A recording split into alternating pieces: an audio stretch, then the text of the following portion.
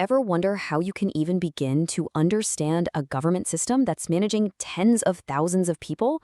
Well, sometimes the answer is to think small. Instead of looking at a whole year, we're going to zoom in on just one day. We're diving into a single official report from the Punjab Probation and Parole Service to see what story we can find hidden in just 24 hours of data. I mean, think about it. How does the government actually manage a population the size of a whole city when all those people are living outside of prison walls? They're spread all over the province, serving their sentences right in the community. It's a huge challenge. So let's dig in and see how it works. All right, to really wrap our heads around this, we've got to start with the big picture. And that means starting with the single most important number in this entire report. This one number, it tells you everything you need to know about the sheer scale of this operation. And there it is, 45,701. Just let that sink in for a second. On this one day, November 27th, 2025, that's how many people were on probation in Punjab. To give you some perspective, that's not just a number, that's a population bigger than a lot of towns. And you know, it's so easy to just see a number like that and move on. But these aren't just abstract figures on a spreadsheet. Every single one of those numbers is a real person. Someone with a case file, a personal story, and a probation officer who's responsible for them. We're talking about human data, but on a truly massive scale. Okay, so we have our big number, that 45,701. But here's the thing, that number is not static. It's not frozen in time. It's constantly changing. So for our next section, let's look at how the system actually breathes. We're going to analyze the daily flow of people coming in and going out. Okay, so take a look at this. This is just one day, remember. On this day, 304 new individuals entered the system. But at the exact same time, 277 people finished their terms and were released. You can literally see the system in motion right here, this constant churn happening every single day. So if you do the quick math, 304 people in, 277 people out, that means the system had a net gain of 27 people in just 24 hours. Now, 27 might not sound like a huge number, but it tells us something really important about the system's trajectory. It's growing. And there's more to the story than just people coming and going. The report also shows us that on this very same day, 29 people were placed into community service programs. This adds another really interesting layer, right? It shows us the focus isn't just on, monitoring people, but also on things like rehabilitation and finding alternative sentences. Okay, so now we have a feel for the scale and that daily flow. The next logical question is, where is all this happening? I mean, you can probably guess that a massive caseload of over 45,000 people isn't just spread out evenly across the entire province. There have got to be hotspots. And this chart, wow, it lays it out perfectly. Take a look. The Bahawalpur division is carrying the heaviest load by far, with more than 8,100 probationers. Right behind it, you've got Lahore and Sahiwal. It's pretty incredible when you think about it. Just these three divisions are managing a massive chunk of the entire province's caseload.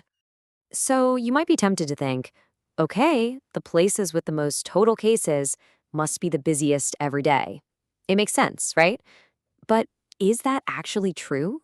Let's not assume. Let's check the data for new admissions on our snapshot day and see what it tells us. And here's where things get really, really interesting.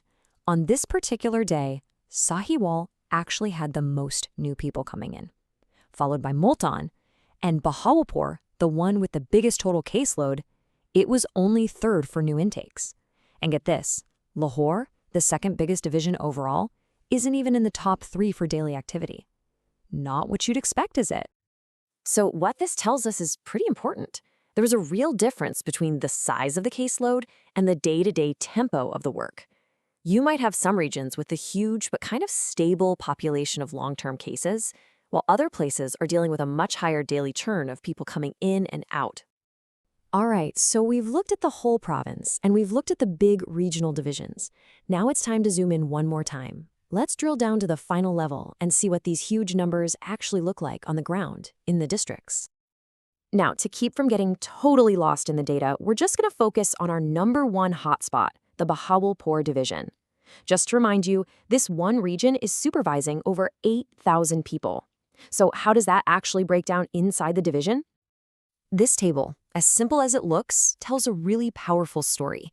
Look at this. Within the Bahawalpur division, the Bahawalpur district is carrying the lion's share of the work.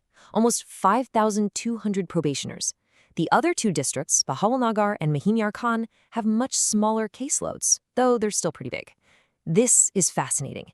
It shows that even inside a hotspot, the pressure isn't spread evenly, it's concentrated even further.